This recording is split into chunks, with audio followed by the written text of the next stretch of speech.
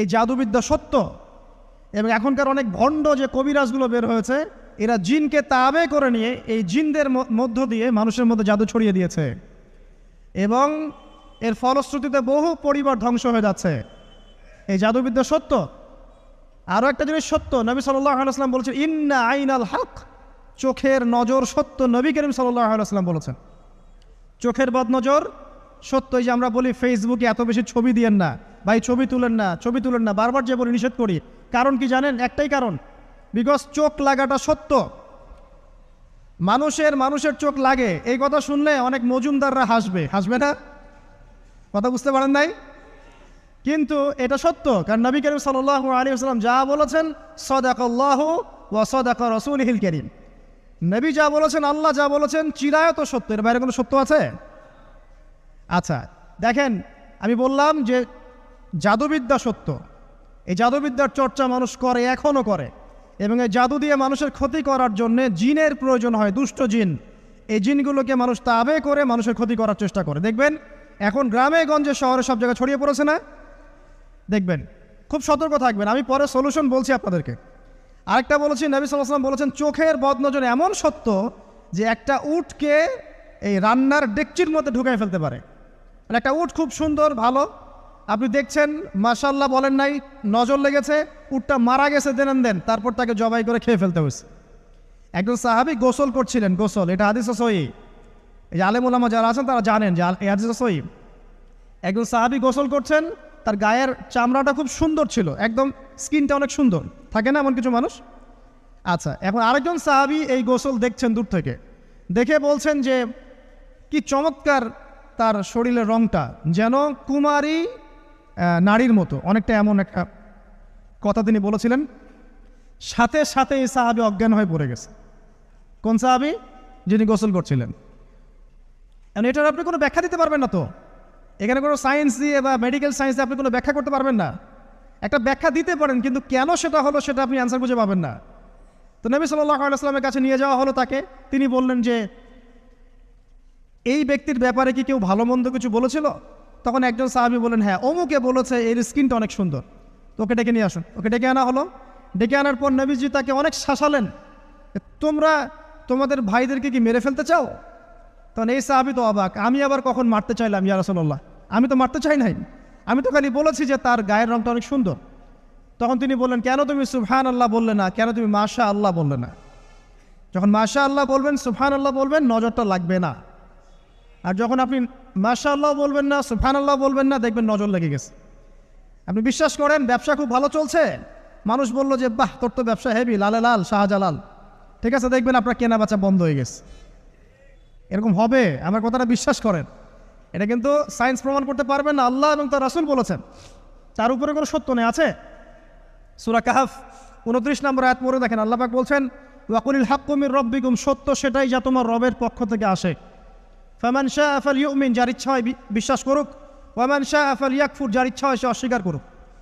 এই কারণে আমরা বলি ফেসবুকে এত বেশি ছবি দেওয়া, এই আই ওয়াশ করা, এই যে শোডাউন করা, হ্যাঁ ইসলামের কিছু কাজ করলেন একদম মানুষকে না দেখাইতে পারলে ঘুম হচ্ছে না, এগুলো বন্ধ করেন, এগুলো বন্ধ করে দেন আল্লাহর ওয়াস্তে। অফলাইনে কাজ করেন, নিজেকে গোপন করার চেষ্টা করেন। যত বেশি মানুষের কাছে নিজেকে এক্সপোজ করবেন, কাজের বরকত কমে যাবে, কাজের বরকত কমে যাবে, চোখ লাগবে, নজর লাগবে। এবং চোখ লাগা বদ নজরে বহু আলেম আস্তে আস্তে মাঠ থেকে মাইনাস হয়ে গেছে না? যায় নাই? এখন কি আলেমদের সংখ্যা বেশি না কম? যত দিন যাবে আলেমের সংখ্যা আরও কমে যাবে। নবীজি বলেছেন আলেমদের সংখ্যা কমতে থাকবে, মানুষ জাহেলদেরকে আলেম বানিয়ে নেবে। তো প্রিয় ভাইরা, জাদুবিদ্যা সত্য, চোখের বদনজর সত্য, রাতের এই অনিষ্টগুলো সত্য, রাতের বেলা অনেক ক্ষতি আছে। এই জন্য নবীজি বলছেন বাচ্চাদেরকে বাইরে বের করো না, এবং তোমরাও রাত যখন গভীর হবে তখন এদিক ওদিক ঘোরাফেরা করো না। দেখবেন রাত যত গভীর হয় আমাদের শহরগুলো তত জীবিত হয়, তাই না? তাই না?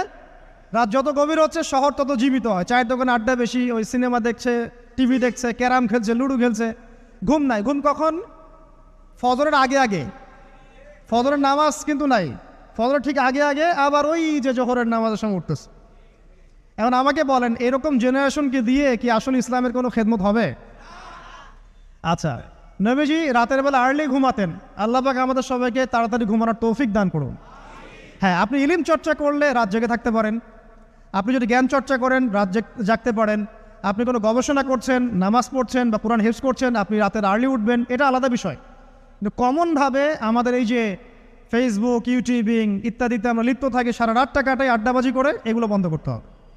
এগুলো বন্ধ না করলে ফিজিক্যালি আমরা মানে সুস্বাস্থ্যের অধিকারী হতে পারবো না, সারা দিনটা আমাদের একটা কি বলবো অলসতার ভাবে যাবে এবং দিনের বেলা কাজগুলো ব্যাহত হবে। এতে করে আমাদের উম্মার এই পুরো বড় যে তরুণ প্রজন্ম আছে এদেরকে আপনি সম্পদে পরিণত করতে পারবেন না। তাই এই সিস্টেমটা চেঞ্জ করা দরকার। নবীজি রাতের বেলা এই সূরা বাকারার শেষে 3টা আয়াত তেলাওয়াত করতেন, আমরা করবো ইনশাআল্লাহ।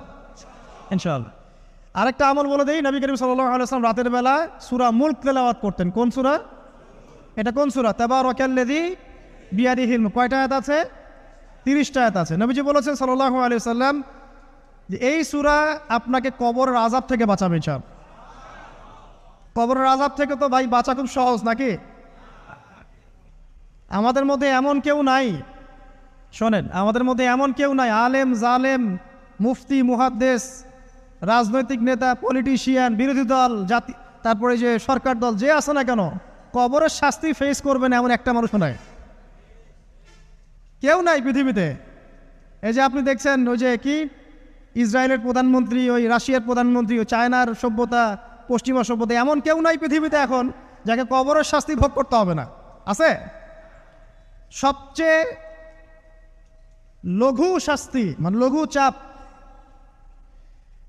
এটা বলতে গেলে আসলে আমি ভাষা হারায় ফেলি, তারপরে বলছি আল্লাহ পাক আমাদের সবাইকে হেফাজত করুন, আমিন। একজন সাহাবীর নাম সাদ বিন মুয়াজ। কি নাম? নবী করিম সাল্লাল্লাহু আলাইহি ওয়াসাল্লামের সাথে একদম ডান হাত হয়ে যুদ্ধ করেছেন দীর্ঘদিন। বদর তিনি বীর সেনা, উহুদের বীর সেনা, ঠিক আছে, খন্দকের যুদ্ধেও বীর বিক্রমে যুদ্ধ করেছেন। তিনি আনসার সাহাবী, একদম মদিনার নেতা সাহাবী। সব সাহাবী কিন্তু একরকম নন, কেউ ছিলেন নেতৃস্থানীয় সাহাবী, তিনি ছিলেন একজন নেতৃস্থানীয় সাহাবী, ঠিক আছে, সাদ বিন মুয়াজ। নবী করিম সাল্লাল্লাহু আলাইহি ওয়াসাল্লাম এত ভালোবাসতেন তাকে, এত ভালোবাসতেন যে তাকে নিজের মনে করতেন যে সাদ বিন মুয়াজ আনসাররা আমার নিজের। 4টাখানি কথা। এই সাহাবীর খন্দকের যুদ্ধে এই যে হাতের এই দিকে সম্ভবত হাতের এই রগের মধ্যে একটা তীর এসে লাগে এখানে, এবং তীরটা তিনি বের করতে গিয়ে রক্তটা ছিঁড়ে যায়। এরপর ফিনকি দিয়ে রক্ত বের হওয়া শুরু হয়। চিকিৎসা করে করে রক্ত বন্ধ করা যায় নাই, এবং এই রক্তের প্রবাহিত রক্তেই আল্লাহর ইচ্ছায় তিনি শাহাদাত বরণ করেন, তিনি ইন্তেকাল করেন। নবী করিম সাল্লাল্লাহু আলাইহি ওয়াসাল্লাম প্রচণ্ড ব্যথিত হন, মানে মনটা তার খুব নরম হয়ে যায় সাদ বিন মুয়াজ রাদিয়াল্লাহু আনহুর জন্য। তো এই সাহাবীর যখন জানাজার নামাজ পড়ানো হচ্ছে, নবীজি বলছেন 70,000 ফেরেশতা তার নামাজে অংশ নিয়েছে। আর এই সাহাবীকে যখন কবরে শোয়ানো হয়েছে, নবী করিম সাল্লাল্লাহু আলাইহি ওয়াসাল্লাম পরে জানিয়েছেন কবরের যে মৃদু চাপ, সাদ বিন মুয়াজ রাদিয়াল্লাহু আনহুর কবরেও সেই মৃদু চাপ দেওয়া হয়েছে। আমি কি বুঝাতে পারলাম ভাই? আমাদের কোনো দাম আছে এখনকার পলিটিশিয়ানদের কোনো দাম আছে? এখনকার সমাজ নেতার কোনো দাম আছে? এখনকার সুদখোরদের কোনো দাম আছে? এই ঘুষখোর দুর্নীতিবাজদের কোনো দাম আছে? আমরা যারা কাঠমোল্লা হয়ে আছি আমাদের কোনো দাম আছে? সাদ বিন মুয়াজ রাদিয়াল্লাহু আনহু যদি কবরের শাস্তি তাকে না ছাড়ে, প্রশ্নোত্তর পর্ব তাকে না ছাড়ে, আমরা পার পাবো? নবী করিম সাল্লাল্লাহু আলাইহি ওয়াসাল্লাম বলছেন সূরা মুলক তেলাওয়াত করো রাতের বেলা, ইনশাআল্লাহ সূরা মুলকের তেলাওয়াত কবরের আযাব থেকে তোমাকে বাঁচান। আর আমাদের তো ভাই কবরে সবাই সাথে যাবে না, গার্লফ্রেন্ড যাবে না, বাপ মা ভাই বোন সবাই যাবে না। একজন ব্যক্তি সুদ খাচ্ছে, জিজ্ঞাসা করে দেখেন কেন খায়, বলবে তার সন্তানের জন্য খায়, তার বউয়ের জন্য খায়, তার মা বাবাকে দেখতে হবে তাই খায়, তাই না? একজন ব্যক্তি ঘুষ খায়, বলবে আমার পরিবারের জন্য খাই। একজন দুর্নীতি করছে, পুকুর চুরি করছে, বলবে দুর্নীতি করছে আমার পরিবারের জন্য খাই, পরিবার ভালো থাকবে। সবার একই এক্সকিউজ যে পরিবার যেন ভালো থাকে।